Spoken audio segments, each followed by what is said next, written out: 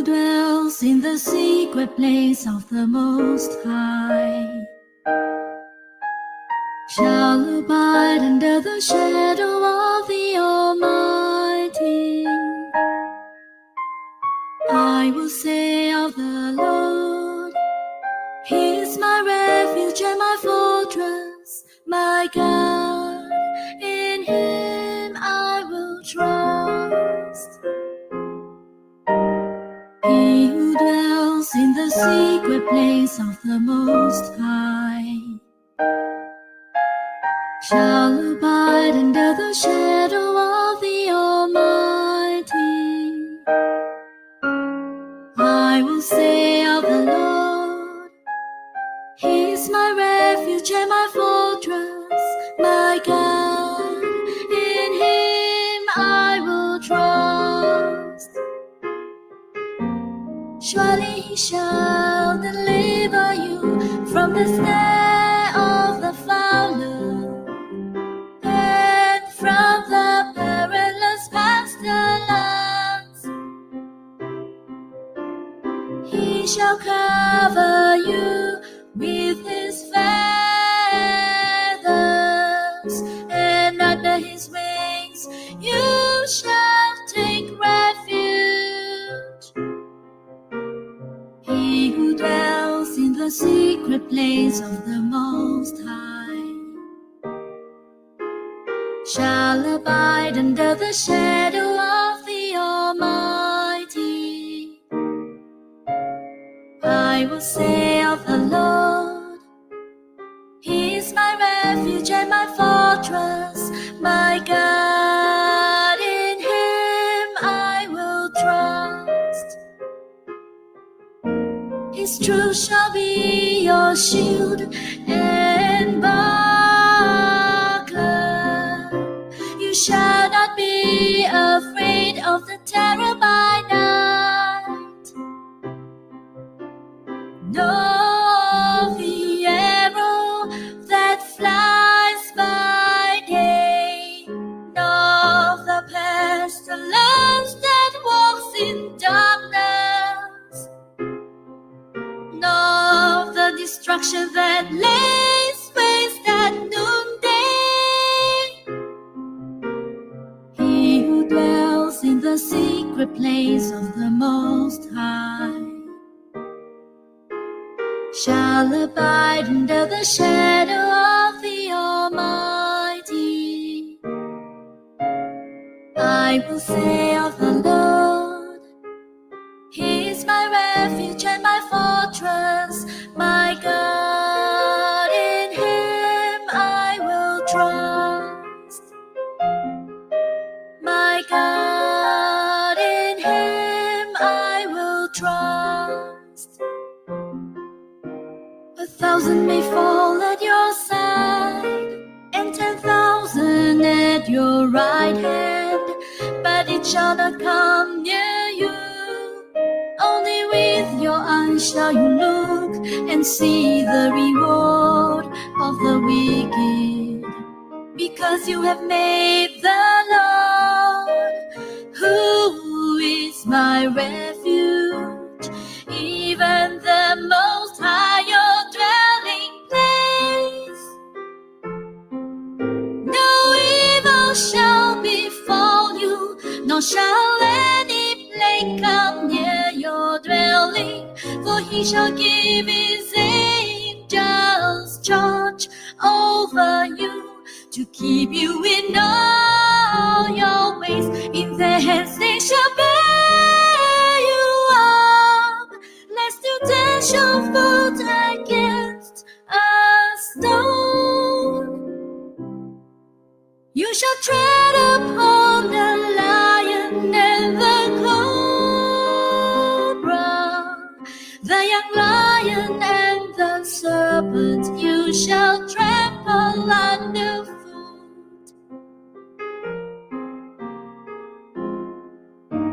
Because He has set His love upon me, therefore I will deliver him. I will set him on high, because he has known my name. He shall call upon me, and I will answer him. I will be with him in trouble. I will deliver him and honor him.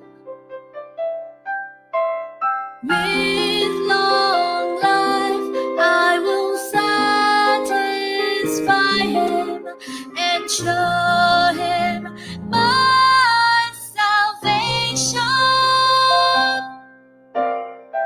He who dwells in the secret place of the Most High shall abide under the shadow of the Almighty.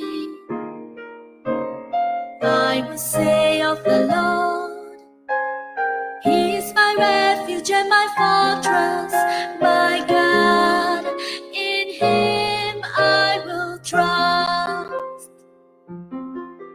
My God, in Him I will trust.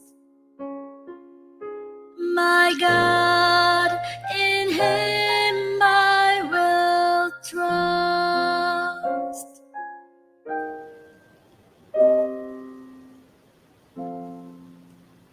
Wasn't that nice, y'all?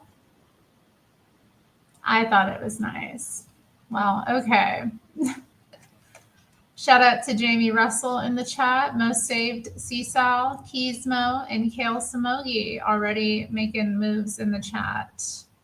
This will be a closed stream tonight. I will be streaming. You all ain't coming on here with me.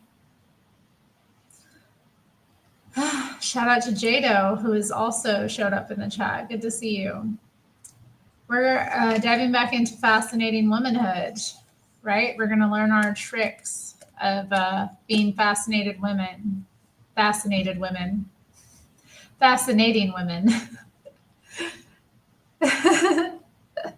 not to get fascinated, ladies. Yeah, obviously men are welcome to listen in as well. There's some interesting stuff in here. I love to hear the feedback in the chat. I'll be keeping up with y'all, and hopefully we'll get through. We'll see how far we get. We'll see how I'm feeling. All right, so chapter 11 is deep inner happiness. Sounds interesting, right? Above all, a man wants a woman who is genuinely happy. If her eyes reveal that she is upset, disturbed, or unhappy, it may arouse his sympathy, but it will not arouse his admiration and love. If we would acquire inner happiness, we must understand what it is and where it is found. What is it? Inner happiness is a feeling of spiritual contentment which carries one through the triumphs, pitfalls, or even heartaches of life with equally calm stability. It is serenity, peace of mind, and tranquility. Agnes possessed inner happiness, for she had a placid and sweet expression and a tranquility about her, a quiet, good, calm spirit. Happiness versus pleasure. Everyone wants this inner peace, but how many actually find it? The trouble with many of us is that we seek happiness on the wrong road. We seek it on the road to pleasure. Often we think that if we just had the home of our dreams or some new furniture, carpeting, or a charming wardrobe, then we would be happy. Or we may feel that if we could live in a particular community or have money for the comforts or pleasures of life, then we could be happy. These things do, of course, have a certain value, but they are not the requirements for inner happiness. There are women who have none of these material things and they enjoy inner peace. On the other hand, some who have them all are miserable. There are, of course, good and bad pleasures. The pleasures which come from high-risk behavior should be avoided. but the good pleasures can enrich life if added to the foundation of inner happiness. Good pleasures are such things as sunshine, rain, and flowers, nourishing food, the laughter of children, wholesome recreation, music, the arts, and many more of the finer things of life, while bad pleasures are those things which are destructive to the body and spirit. Happiness is quite different from pleasure. It often arises from a different source. Pleasure seems to come from those things which please our senses, while happiness may even arise from unpleasant experiences, such as pain in childbirth, or the weariness, pain, and toil by a father to secure comforts for his loved ones. Happiness is a direct result of the struggle to overcome sin. Sometimes happiness comes as a result of knowing misery, sorrow, pain, and suffering. I mean, yeah, the thing is about having an inner peace and happiness, it requires a type of spirit, that is not often, I mean, people aren't just born that way, they have to learn to be that way. I think that's kind of, I mean, some people are very lucky that they have that inner wisdom that they're born with, or that they acquire at an early age. But for most people I know, they've had to go through some suffering to actually understand the value of their peace. Shout out to Nisio in the chat, as well as South to West and Aaron, who has also joined. Good to see you all. So yeah, I'm thinking about that. I remember being a young child. My father always called me stoic. It was so interesting. Because I guess I just had that kind of inner stillness. And I know that it's also been something that's drawn chaotic people to me. I don't know that. I mean, I had it's interesting because on the surface I felt like I could be rather miserable, but inside I did have an inner peace, perhaps as part of just being born again. I don't know. Happiness is a dumb word. Happiness isn't really the best goal in life. People pursue happiness at the expense of real contentment and peace. I think, I mean, for me, I don't know that happiness is a dumb word. I enjoy being happy. I enjoy things that make me happy, but I feel like it's put on a pedestal, and there's more to life than happiness. You're not going to be happy every moment. Sometimes life can be dull, or just repetitive, or whatever.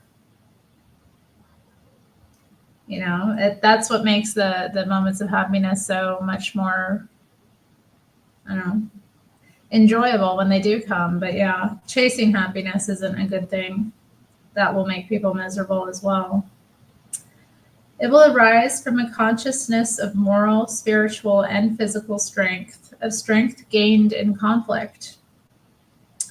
The strength that comes from experience, from having sounded the depths of the soul, from experiencing all emotion of which the mind is susceptible, from testing all the qualities and strength of the intellect.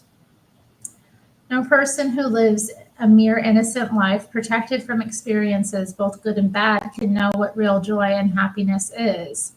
How can this inner happiness be acquired? What conscious effort must we make to achieve it? How do we acquire it? Pardon me. Have another sip of my iced tea concoction.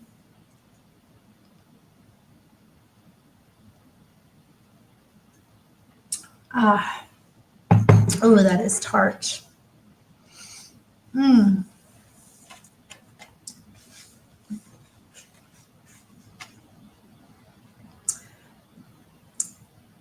You may have heard the statement, we are about as happy as we make up our minds to be. Although there is some merit in the positive outlook, the statement is not entirely correct. A wicked person cannot acquire happiness through this self-deception.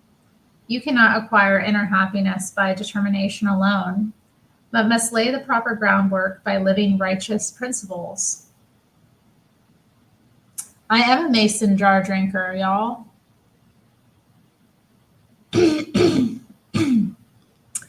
Hi, Gregatron. Shout out to Gregatron in the chat. Is somebody else on? Am I in conflict with another streamer? Guys, we got to get through our book.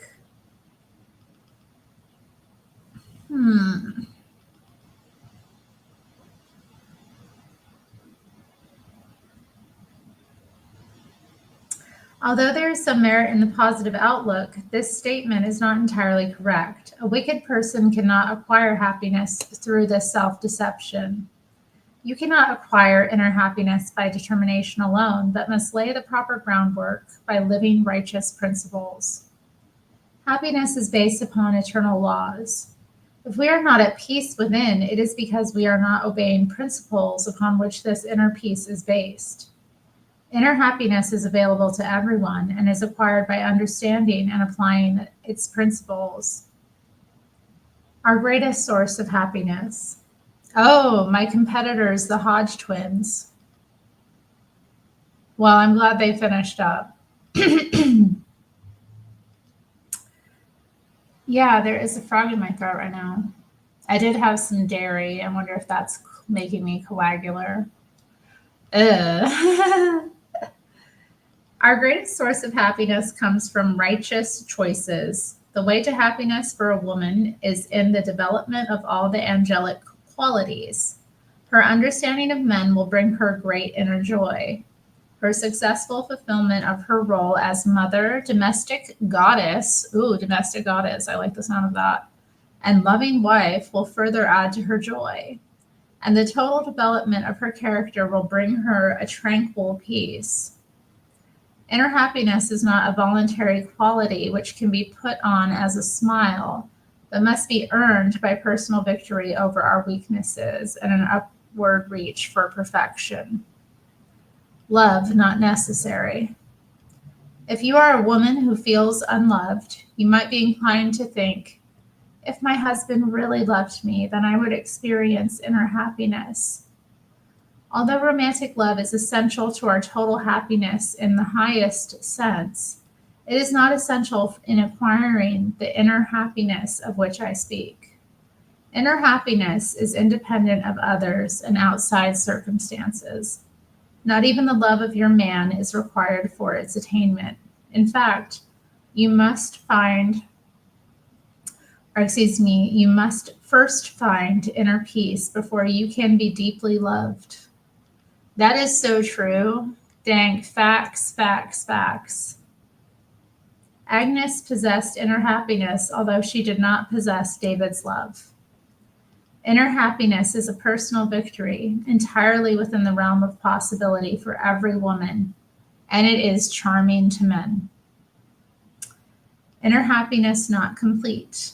Although a woman may acquire inner happiness without the love of her husband, it is not a complete happiness. Her husband's celestial love for her is necessary for her to experience real joy and happiness. David Copperfield noticed frequently an unhappy expression in Agnes's beautiful face, but he did not realize that it was due to unrequited love. It was an indication of a missing ingredient to happiness, but it did not detract her from her tranquility of spirit. What up, though? He Black in the house? You always thought domestic goddess sounded ridiculous. I do too. Because honestly, like, there's a lot of drudgery to domestic, life. It's a lot of repetitive, tasks and things. It's not exactly like, well, I don't know. What is a goddess's life exactly like anyway?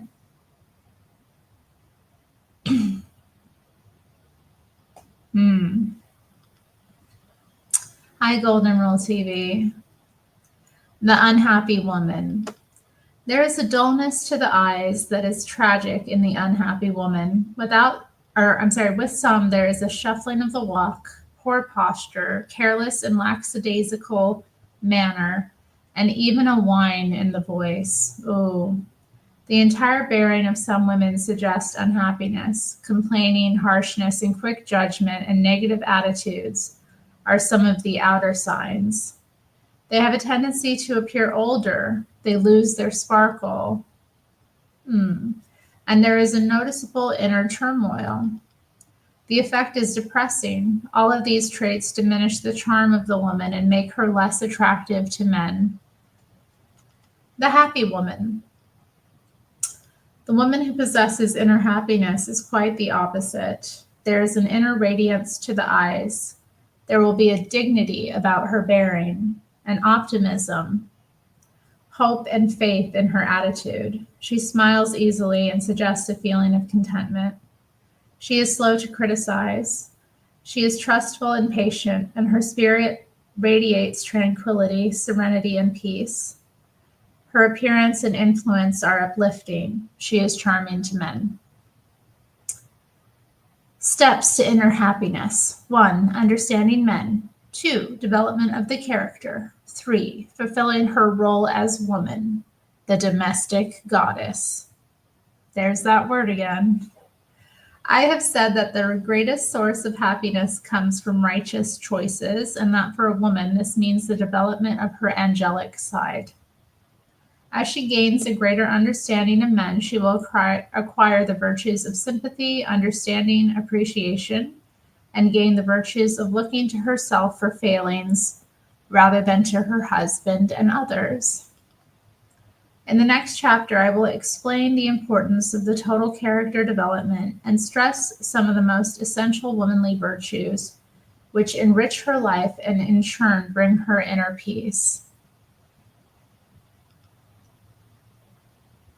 Equally essential to her inner happiness is her faithful performance of her role as woman.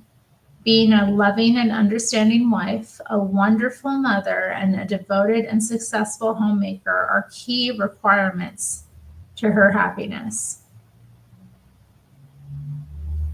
Success in the feminine role is her real glory and brings her an inner peace and satisfaction that cannot be met otherwise.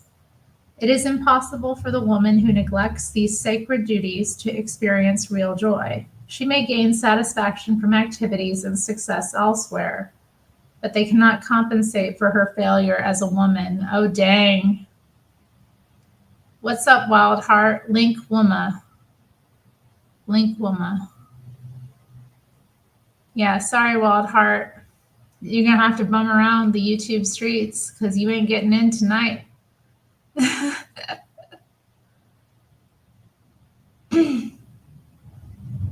Oh, I missed the Joelle show today. I guess Kale called in. Must have been an interesting conversation. Hey, Shannon, good to see you.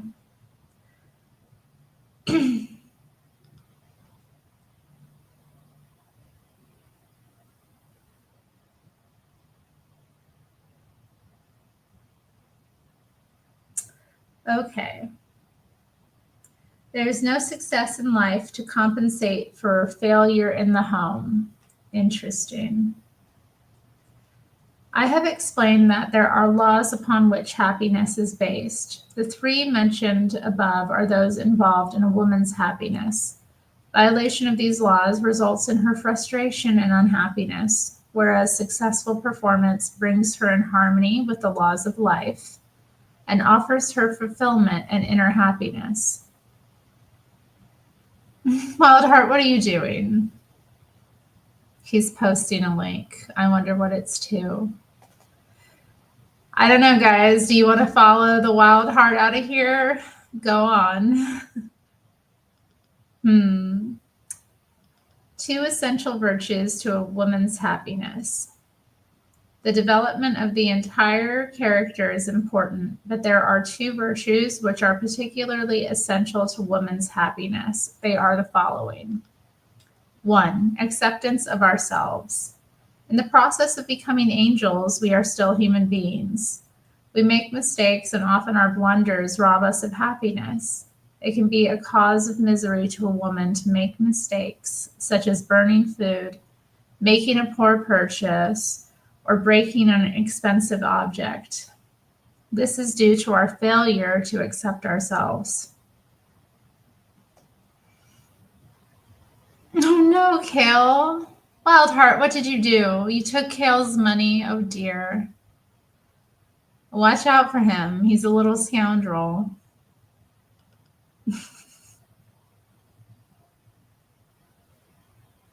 We must accept ourselves as we do our husbands and allow for our own weaknesses and mistakes. It is not helpful to expect perfect performance of ourselves. I read of a man who loved to travel. Sometimes he was unfairly charged by deceitful people in foreign lands. It was disturbing and took the joy out of travel to a degree. Thorough analysis of his problem, he developed the idea of setting aside some money for each trip to be robbed of. After such an allowance, he was able to enjoy his trips.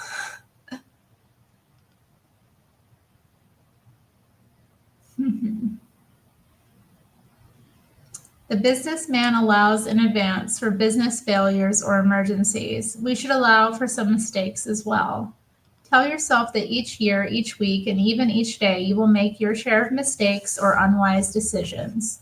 When you plan a wardrobe, remember that you may not choose wisely with every item. In this life, we learn by experience, and that experience includes its share of mistakes.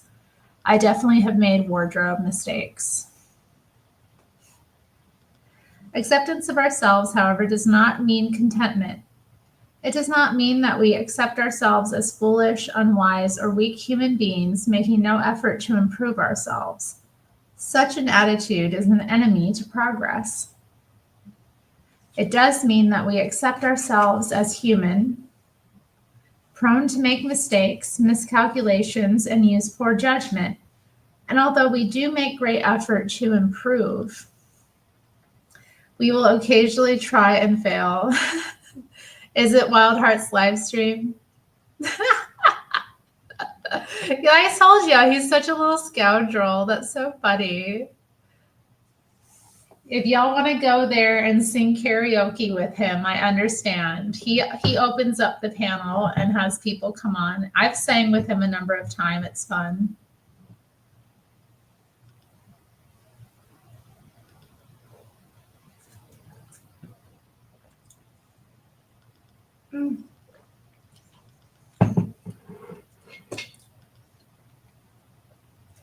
This is a more chill stream. This is like, you know how I do my chill streams and they're chaotic? This is the actual chill stream time. Let me readjust myself. Yes, we're learning how to be fascinating women, ladies. Come on. Got my little necklace out there. That's nice. You like the no makeup look? Really? Interesting. I'm wearing a little bit of makeup. Not much, but a little bit. Got some lip gloss and I put a little bit of stuff on, but if it looks like no makeup, all right. Actually, it's mangoes. I put some frozen mangoes in my iced hibiscus tea.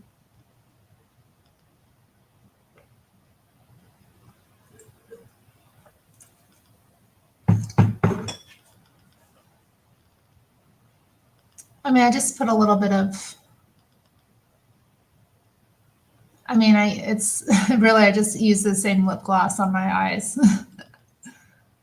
Yeah, sometimes I'll put frozen fruit in my, instead of ice. I didn't have any ice made. Like I haven't turned my ice maker on because it's winter, so I just haven't been using it. So yeah, I took some frozen fruit and put it in instead. I tend to have some frozen fruit in the house. You never know when you know, might want something sweet, you know? Y'all are so nice. Look at y'all. They're like, oh, she's so fancy. Oh, she's got a natural look. Oh, her natural look is so flattering. Oh, Terri always looks good. Y'all stop. Stop.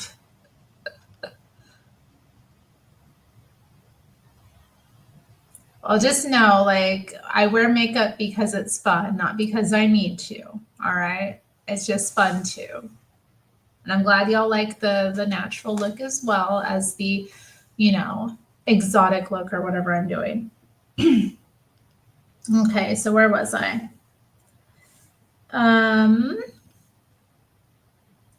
In our efforts to improve ourselves, we should not become discouraged and lose heart if old habits are difficult to break. In the swim upstream, we are occasionally pushed back by a wave or an opposing current. Hello to Imperfect Citizen. Good to see you. Oh, thank you, Jamie. Fine. Oh, my. Oh, my. 2. Appreciation of the simple pleasures of life. Another virtue essential to happiness is an enjoyment of the simple joys of life, such as rain, sunlight, or fresh, crisp curtains. Yeah, I guess curtains would be nice. I have blinds. They're not that nice. Curtains would be far more luxurious, I suppose.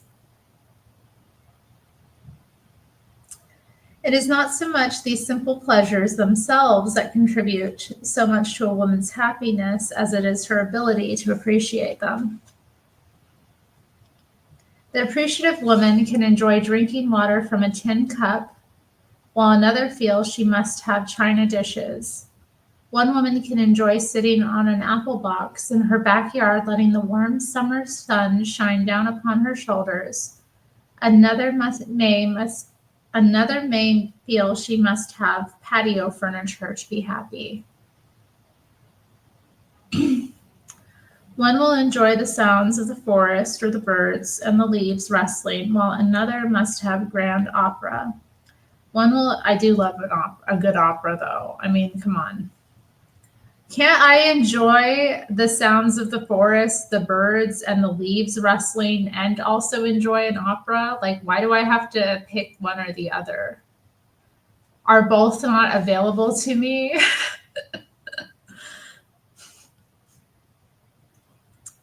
One will enjoy a simple wardrobe of cottons, while another lives for the day she can buy her clothes on Fifth Avenue.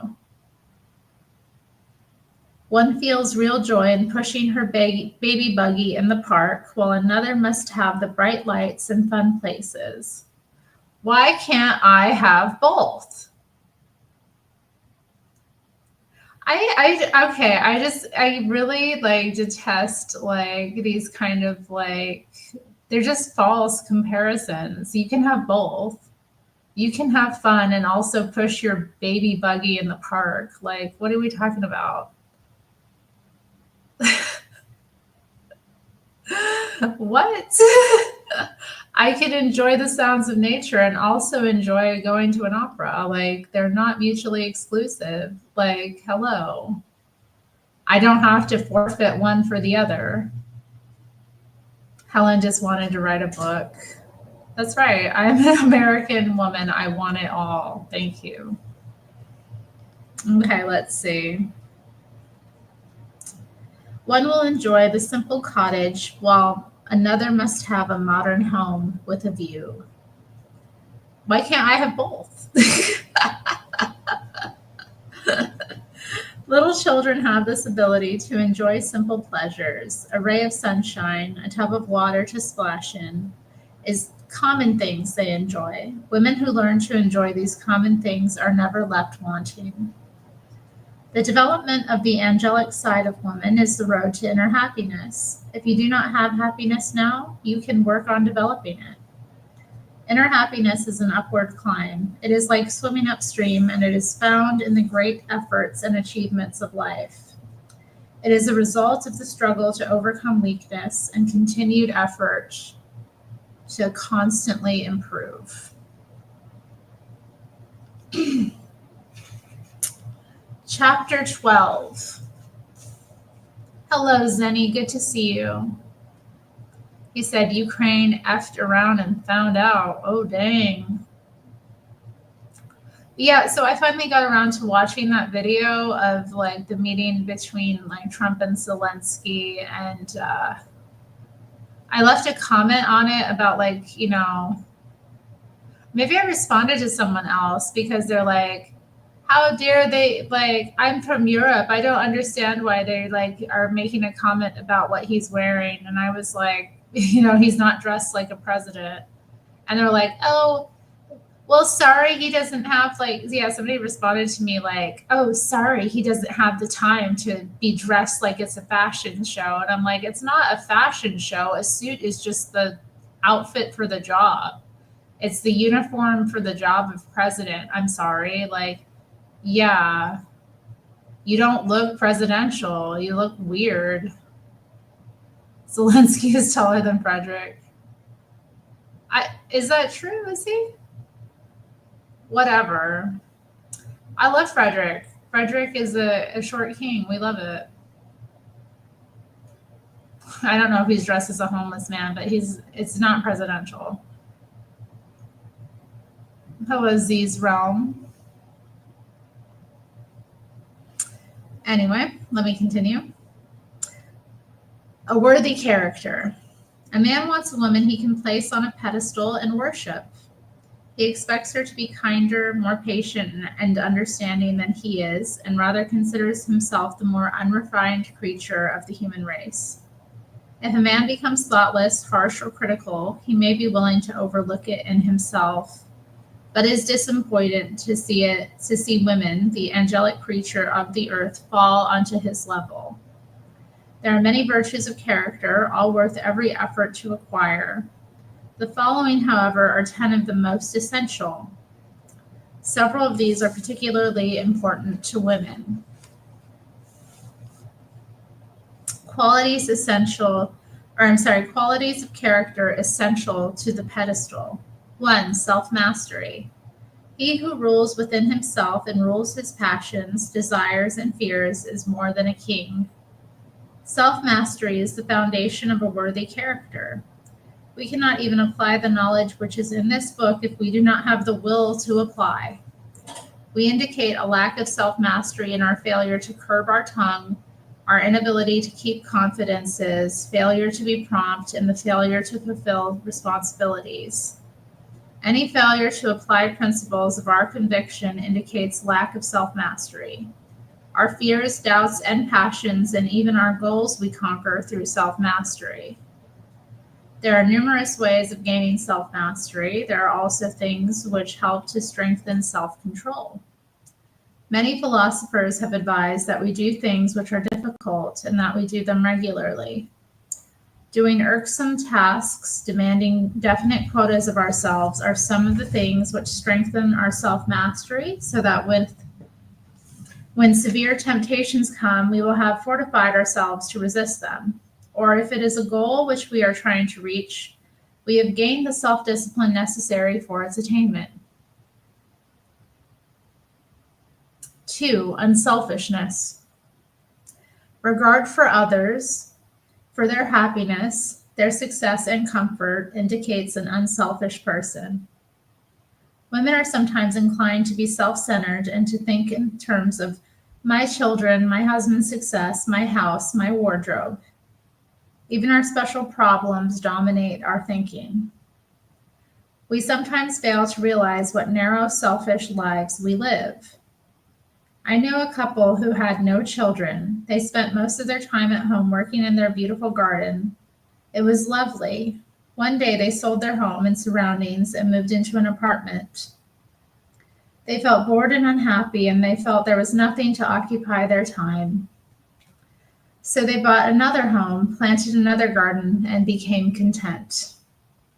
Their self-centered attitude indicates a lack of interest in others, a failure to realize the needs of those around them. Although they were honest, good neighbors and citizens, they were living a selfish life. What?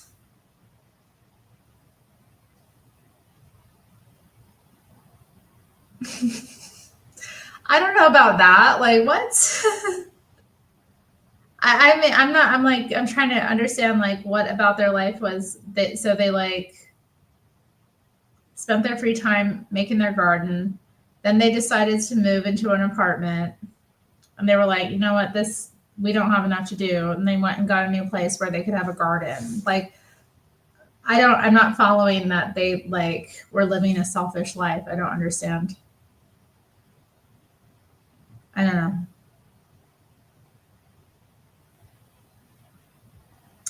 I mean, I don't know. Maybe they're indicating that they didn't do enough for other people. I don't know.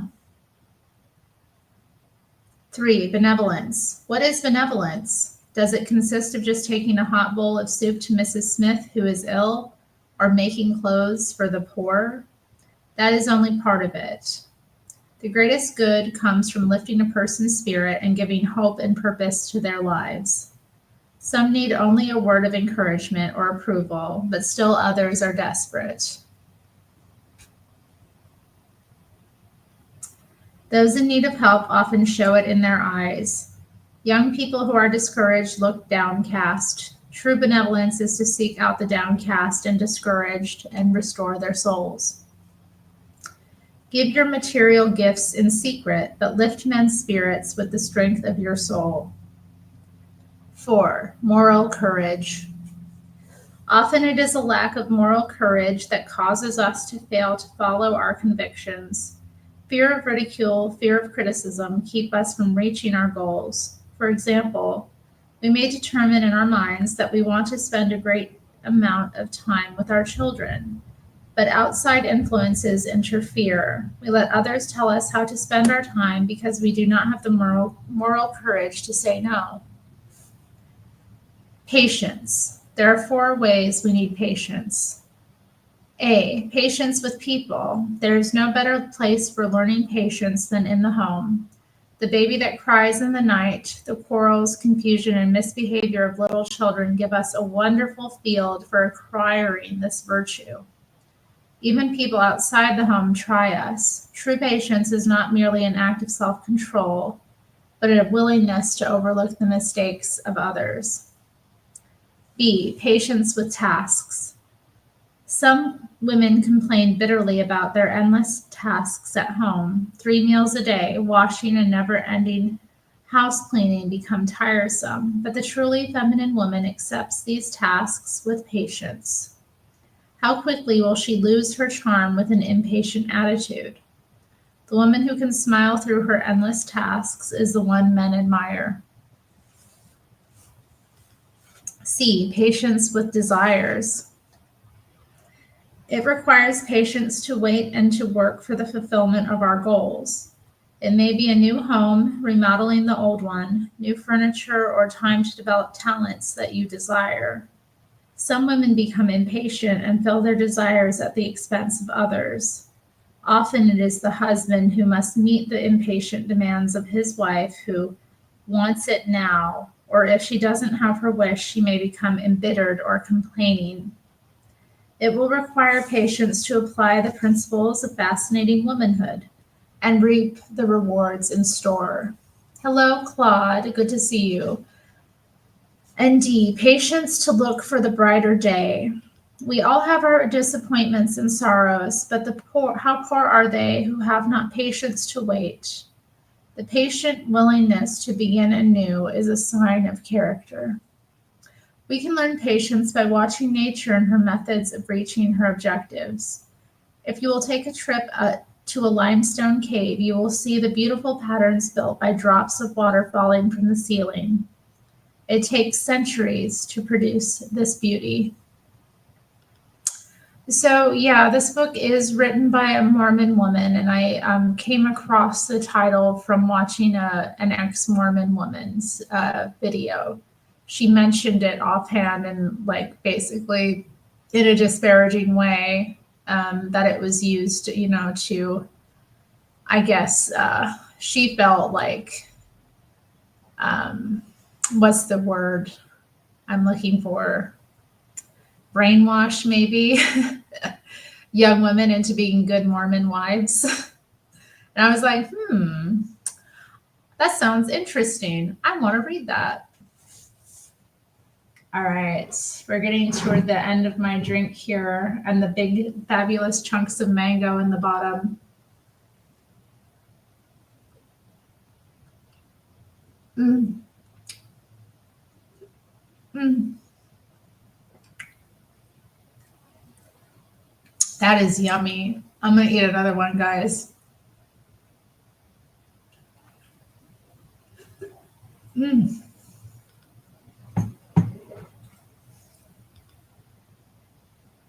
I mean, is there anything better than mango? Really? Okay. Okay, so quality 6. Chastity. I refer to sexual purity of act and thought.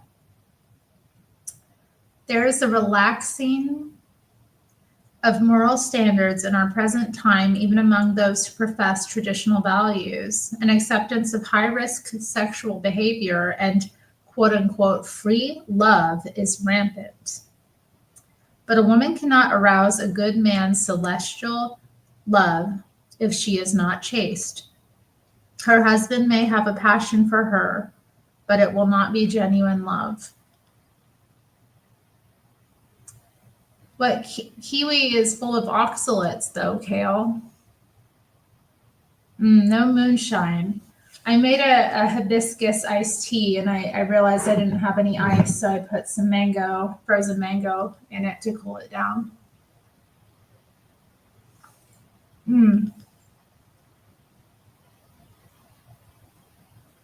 That is so good. I want more. I'm just going to finish it off.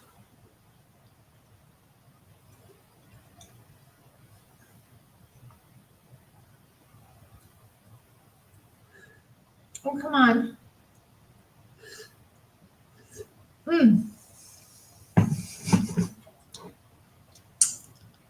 Oxalates are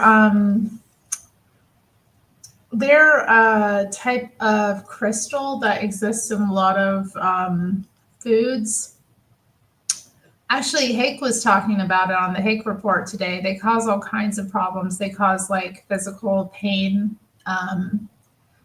because the crystals form and they get into people's like joints and will cause pain to be worse. So a lot of people that are dealing with chronic pain issues will remove oxalates from their diet.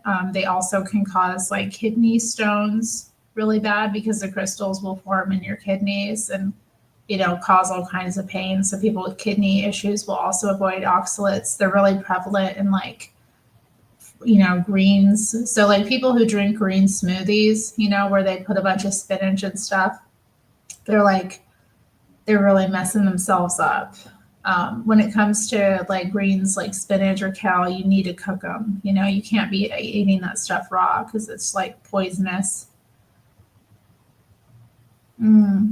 They could be if you do have a lot of oxalates. I mean, look it up, see if you do have a large amount of oxalates in your diet and see if, maybe you can remove them. I do know though that one of my acquaintances who did go on a like low oxalate diet, like she was doing it for months before she got relief, but it did come.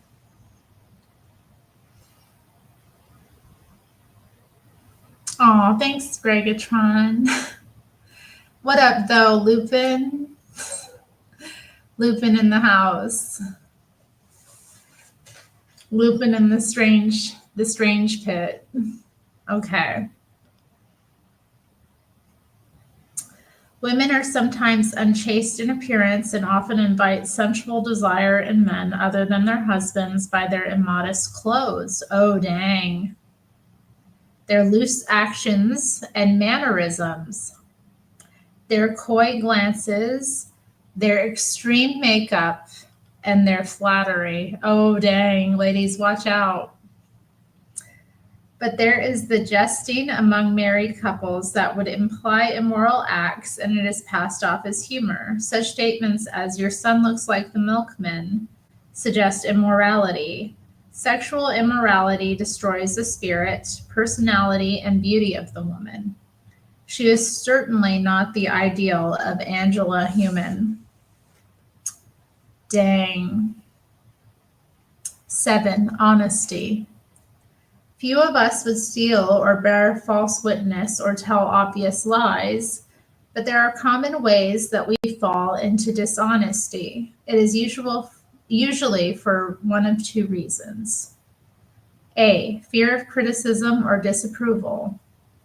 How often we will offer some excuse rather than to face the disapproval of our husbands.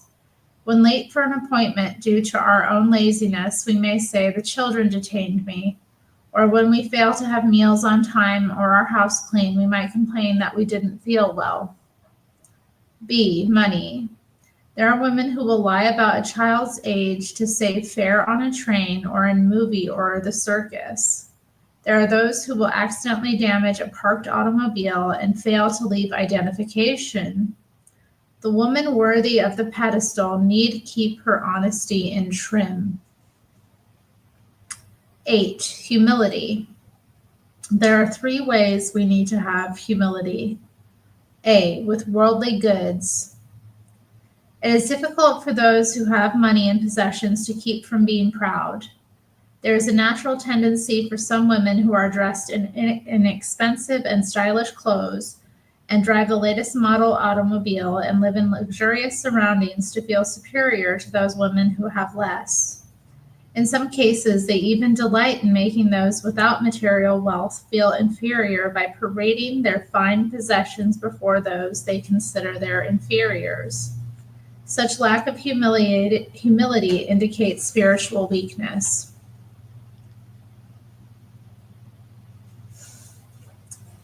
B. With knowledge. This is interesting. With knowledge. Higher education, native ability, gifts, and talents, and what some consider higher intelligence cause some women to be lifted up in pride. They may feel that this is only honest self-realization. How can they feel humble when they realize this greater ability? The proper attitude is the awareness of the greater sea of knowledge, yet undiscovered, the greater gifts and talents of others now living, and those who have lived on before. This thought places a person in his proper position of humility. C. Righteousness. Gregatron, I don't drink moonshine, for goodness sakes. I can't even drink regular alcohol. Okay, Wolfden. Well, we'll do it next time. We'll talk about it soon. I'd love to hear your idea. Be sure to write it down so you don't forget. Okay, so righteousness. We have learned already of women's self-righteous attitude, which can cause her to become critical of her husband to try to improve him. Even the attainment of a great character and climbing to the position of the pedestal should not cause a woman to feel superior in righteousness. There is always someone to whom you can compare yourself that is more worthy. There is always some greater nobility which we can be striving to attain. 9. Self-dignity. There is an element of character which makes a woman queenly, and it is called self-dignity. When she has this virtue, she commands the respect of all around her. She may be unselfish, humble, yielding, and obedient, but she maintains an attitude of respect for herself which others can detect and admire. This quality can best be understood by observing those who lack it, as in the following situations. I know. When I think of dignity, dignity and feminism do not go hand in hand. It is an indignant. Is that the right word? It is a mindset that does not provide dignity to women. There are those women who lack self-dignity by being too servile. Amen. That would be your pick-me's, okay? So that would be like, okay, we have the feminist, and then we have the pick-me, the very servile woman. They wait upon their families from morning until night and are not mothers and wives, but slaves. No request is too great or too small. In their efforts to serve their families, they disregard their own needs as human beings. They do not command the respect of a queen, but reduce themselves in the eyes of their family to that of a drudge. Instead of being appreciated for their efforts, they only succeed in arousing a feeling of disrespect or even contempt.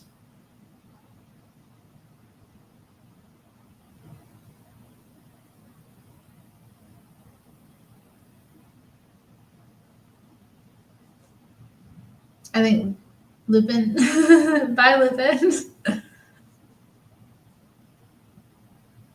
If, on the other hand, the woman maintains her self-dignity and has a personal regard for her own worth and needs, her efforts to care for her family become a noble sacrifice, and she is admired for it. Also lacking in self-dignity is the woman who strives valiantly to please her husband while neglecting her own personal needs. She may cater to his every whim and desire, save her nickels and dimes for special luxuries for him, always remembers his birthday while he usually forgets hers, and approves of his luxurious spending around indulgences. At the same time, she goes without things she needs. Such actions would seem to a man a trait of character, but when the effort to please him is made at her own expense instead of arousing appreciation, it causes him to lose respect for her. He likes being made comfortable and enjoys her thoughtfulness, but he does not like her lack of regard for herself as a person. She thinks too much of him and too little of herself. Still another way a woman can lack self-dignity is in allowing her husband to mistreat her.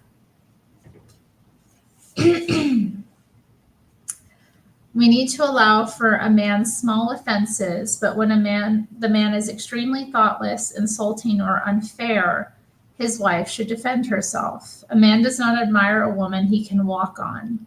He admires a woman who has the self-dignity and spunk to express herself. If she does not respect herself as a human being,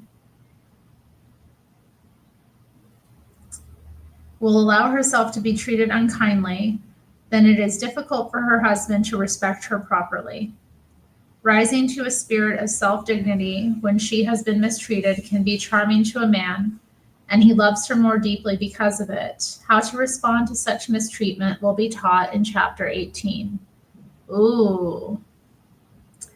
When the woman is too servile, too willing to please, and will allow mistreatment, or when she in any way appears in an inferior position to her husband, she does not have the queenly quality of self-dignity.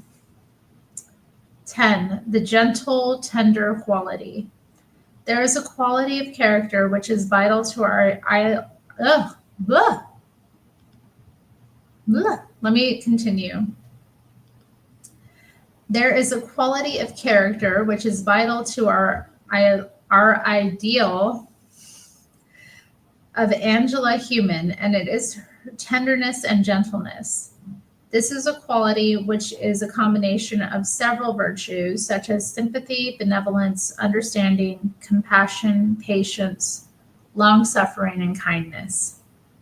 This quality is an attractive feminine quality of character, which you display to others through your feminine manner. It is difficult, if not impossible, for a woman to be truly feminine without this character trait, for if she is harsh, critical, or bitter, feminine charm is destroyed. What up, though, Pinochet's helicopter?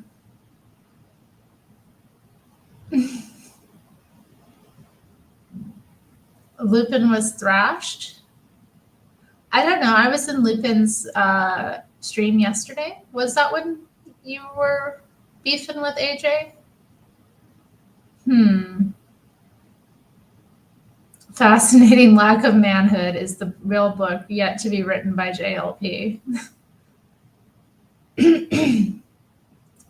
Is there drama going on? Guys, I don't know what to do with the drama. I don't know. Okay, let's continue. The woman of weak character. Women who are weak in character lose their charm. They may have perfect physical features, yet there will be a hard expression about their mouth, coldness to the eyes, or an irritation on the otherwise fair forehead, and a droop to the shoulders that spoil their beauty. The shadowy hint of an unworthy character will mar the beauty of an otherwise perfect face. The woman of a worthy character. The beauty and tranquility that a woman acquires with the attainment of a worthy character makes her attractive to men. There will be a softness about the face and in the eyes, and a calmness in the voice and the manner that is appealing. Beauty is the mark God set on virtue. If you do not have a worthy character, do not become discouraged and think that attaining a worthy character is beyond your possibility. You can start living a clean and righteous one. We all have angelic potential, and it is never too late. Mahatma Gandhi was worldly as a young man, but he had such a tremendous spiritual growth that he is known today as the Great Soul. An integral part of his philosophy of life is the possibility of ordinary people becoming great souls in this lifetime. He proved this by his own example. Trust in thine own untried capacity as thou would trust in God himself. Thy soul is but an emanation from the whole. Thou dost not dream about what forces lie in thee, vast and unfathomed as the boundless sea. How to influence him that you belong on a pedestal. 1. Let your light shine. Do not put your angelic character under a bushel where he cannot see it. Do some good work so that he can see the light of your soul. 2. Appreciate his spiritual qualities. If you want to prove to him that you have strength of character, appreciate the noble character in him. If you appreciate his honesty, dependability, and fairness, you only prove that you claim these attributes as your own. 3. Appreciate the character in others. If you appreciate Mrs. Jones only because she has a nice hairdo, or Mr. Smith because his place of business is nicely decorated, it does little to display character to your husband. But if you recognize their unselfishness, their benevolence, and their patience, you prove that you have a fine character, for you are so quick to perceive it in others. And if you are backbiting and fault-finding in others, you will fall off your pedestal. Claude Balls.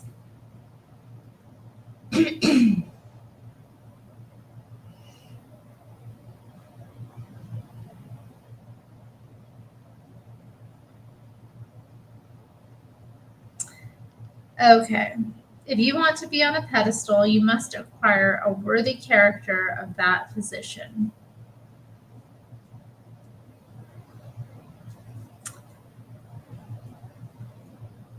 All right, I think I need to stop there, guys. That was 2 chapters in. I don't want to get into the domestic goddess chapter. It's quite a long one. It's 20 pages. I don't have it in me tonight. So I'm going to stop reading there. Let's... looks like people are commenting on the beef between AJ and Lupin.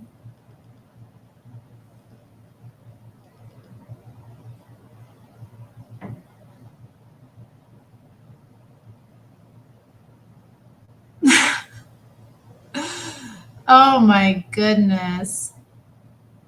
I highly doubt Lupin bought any subs, guys. Whatever. Hello, Shitar Baby Yoda. You're going to read your little Star Wars book? Oh, that's nice. I have a friend who read a lot of Star Wars books. Ooh, Titanic trivia night happening. How exciting. Well, heck. I know you're not trying to bring nothing here. When N-words beg for mercy, that means the beef is over. Dang, you're right. These were some good chapters tonight, really good. Both of them were like just truth bomb after truth bomb. I love the chapter on character.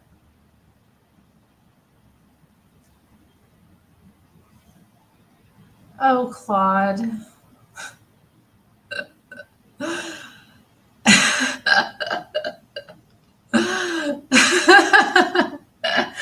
Oh, man. I shouldn't say anything. I'm going to keep out of that anyway. It's stupid. But anyway. I mean, stop. Just stop. Like, really. You can buy subs? How do I buy some subs? Where can I get some?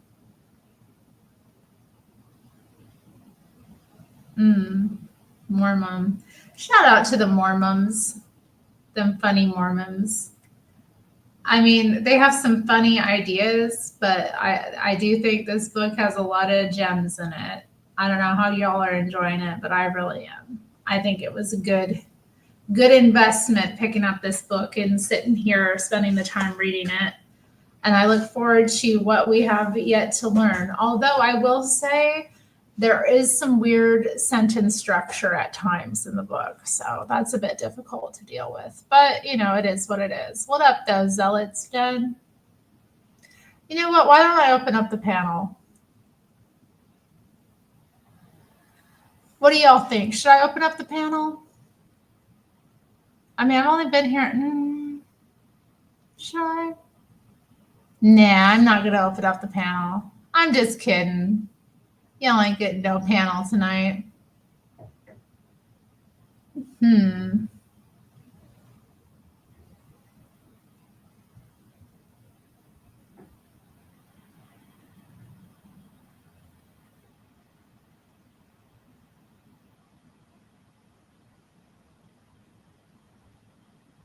Yeah, we're not doing that.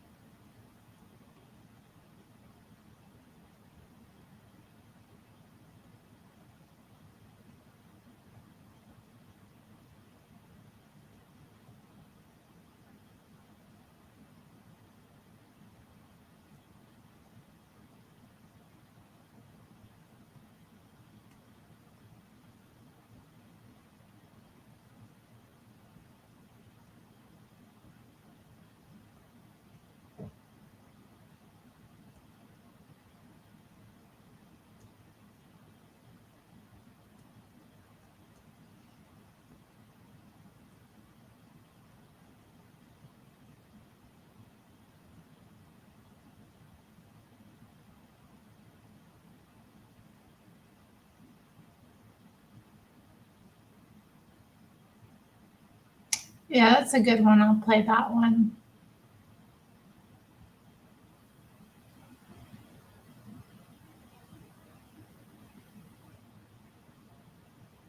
You can hear the sea. Open it up.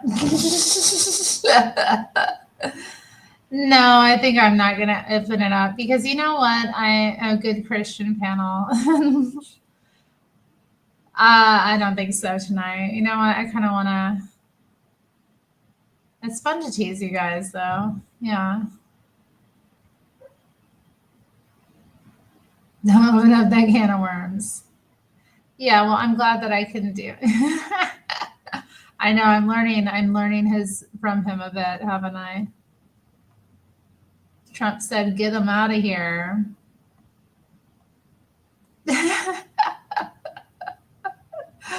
It's real, honey. It's definitely real. It's real. I got to plan ahead to get a good Christian panel. I got to make sure people go on. I'm going to play a song. I started with the Esther Mui, and I'll end with the Esther Mui song. So apparently I'm still sharing, so I'm going to start the song.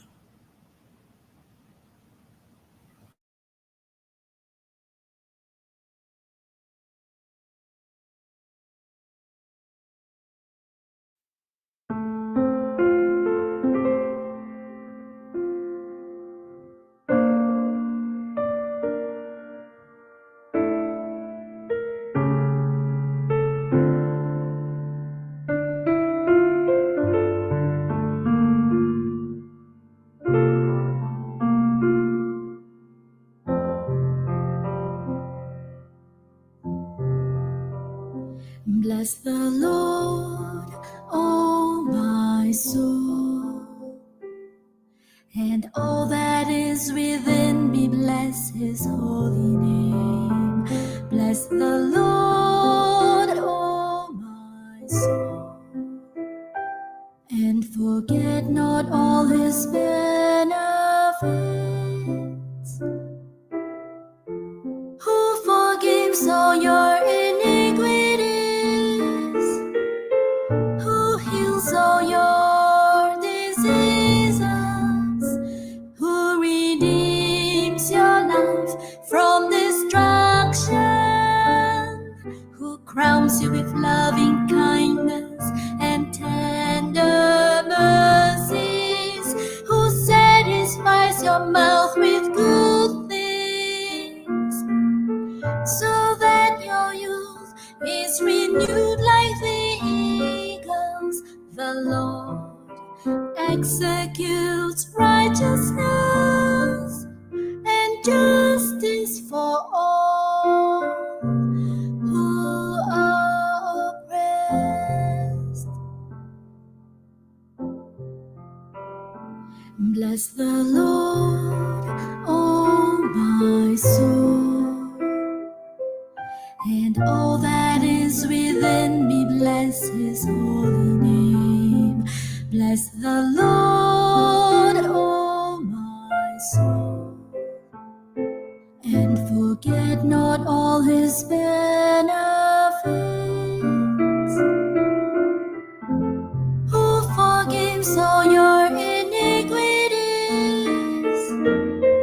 who heals all your diseases, who redeems your life from destruction, who crowns you with loving kindness and tender mercies, who satisfies your mouth with good things, so that your youth is renewed like the eagles. The Lord executes righteousness and justice for all who are oppressed.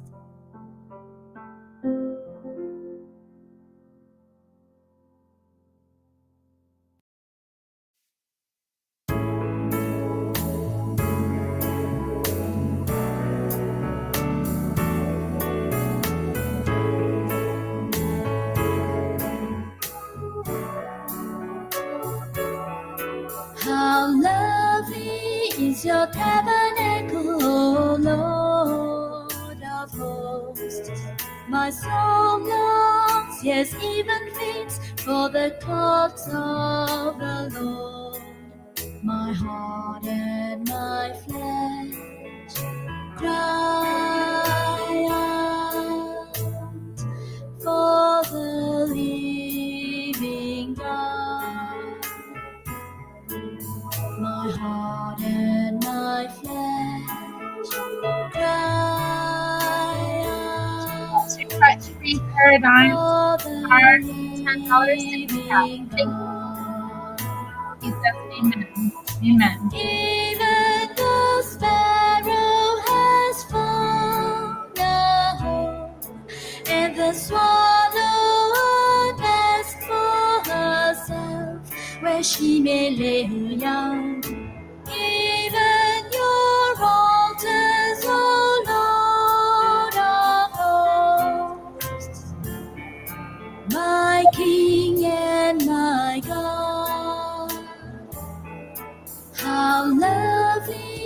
is your tabernacle, O Lord of hosts.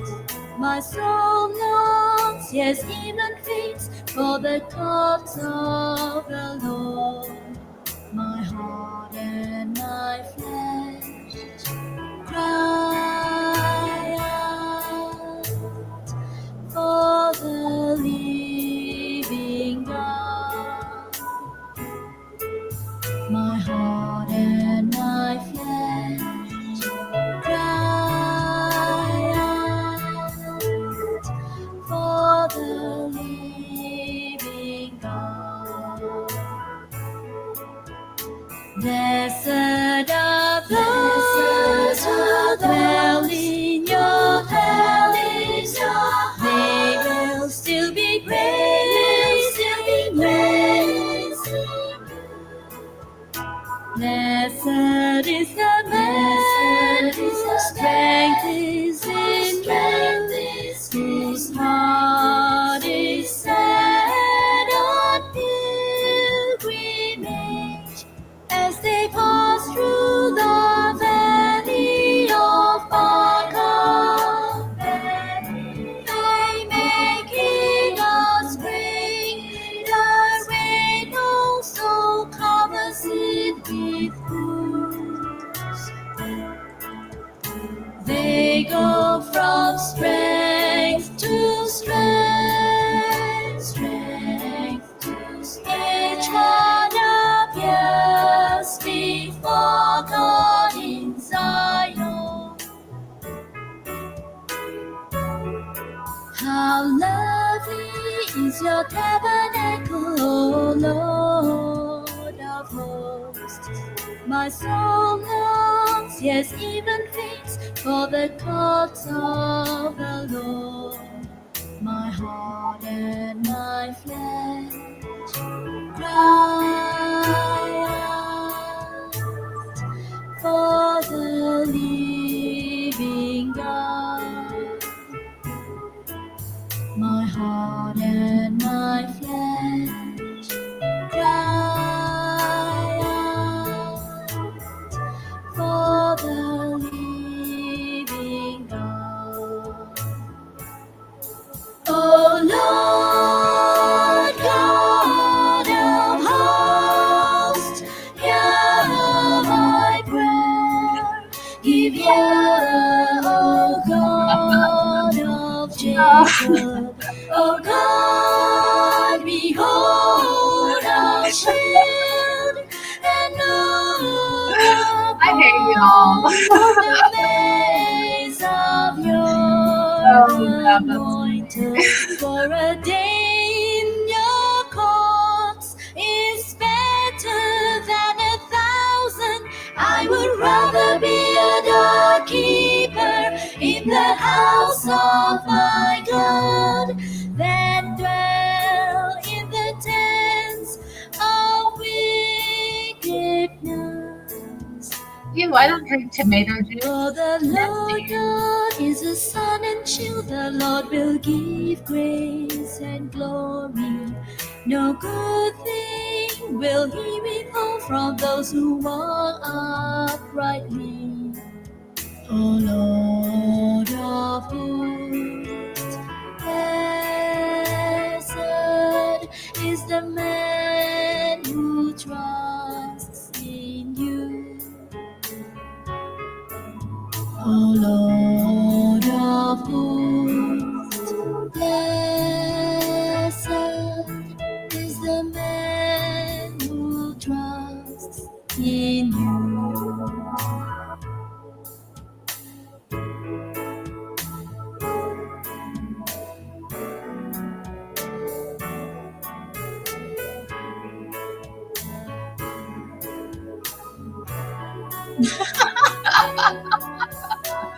He lied. That's not nice. He's a mod so that nobody will take him out. You know, the same reason I mod all of you crazy people. I am not drunk. I am neither drunk nor stoned. Gosh. Guys, Can't I just get those song the Esther Lee like gospel based songs, they just, the scriptural songs, they just hit me in the heart. I don't know. And like the Psalm 84 is like my favorite. It really is one of my favorite passages in the Bible, Psalm 84. It's beautiful. And to have it put to music, it just takes me away, I didn't drink no alcohol. It was hibiscus tea. I made some hibiscus iced tea and I put some frozen mangoes in it instead of ice cubes. Okay. That was it. Yoda. What up though, Odine? I'm about to pop out of here, guys. Ugh. Y'all, can't a girl get in her feelings about Jesus?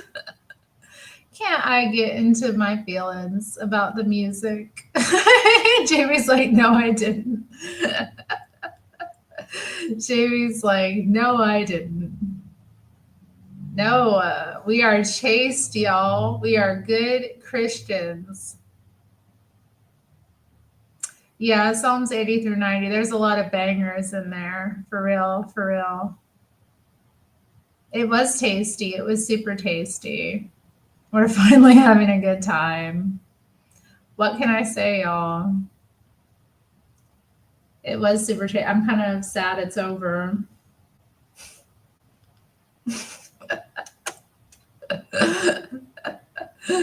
Yoda's like, just laughing. Claude says to take a cold shower or think of Lupin. That isn't nice. It's the middle of winter. I'm going to be taking a warm shower before I go to bed tonight. What are you talking about? To all these ladies, Jesus is not your husband. Isn't he our husband? I mean, we're the bride. If we're in the church, we're the bride of Christ, right? Right? So he is kind of our husband.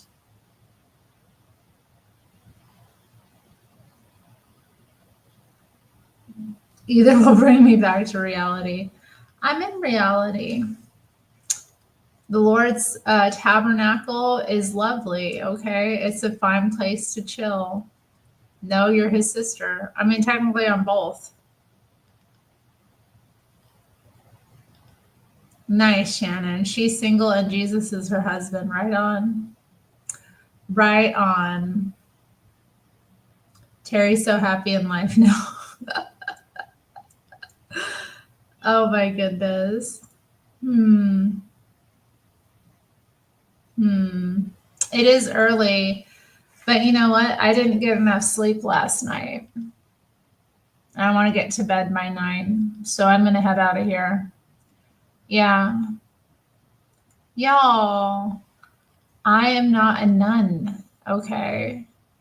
Even if I was Catholic, which I'm only half Catholic, I am not cut out for being a nun.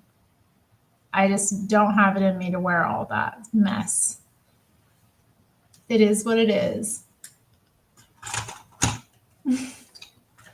How about you go to bed early? It's Monday night, y'all.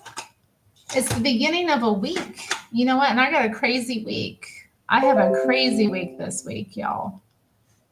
Be a strong woman. I can't believe you're telling me to be a strong woman. There's no such thing as strong women. There are only weak men. Which half is Catholic? My mom's half. Ooh, that looks good. Oh, I'm sorry, Maina. You're going to have to watch it on replay. Anybody else live right now? Is there a way that I can redirect? Am I able to like redirect the stream to send y'all somewhere else if somebody else is live? Let me take a look. Maybe I could send you all somewhere to, wreak some havoc. Would y'all like that if I can figure out how to do that?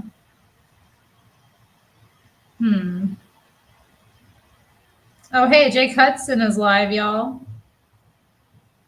Wild Heart. Can I redirect y'all to Wild Heart? That'd be fun.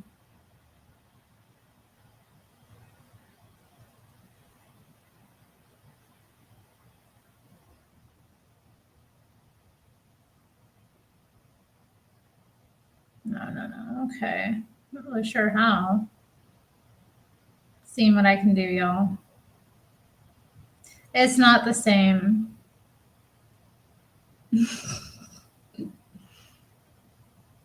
No, I can't do that. Just let it run. So y'all can hang out.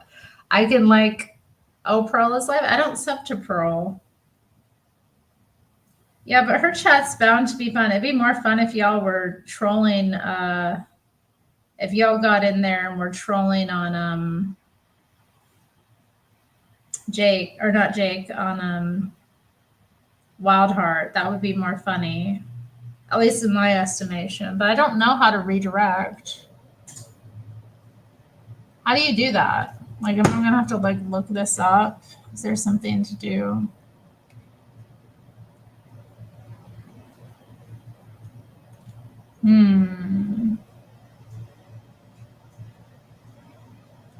I don't know.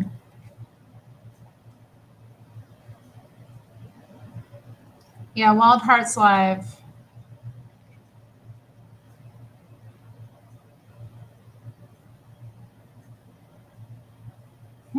How do I do it?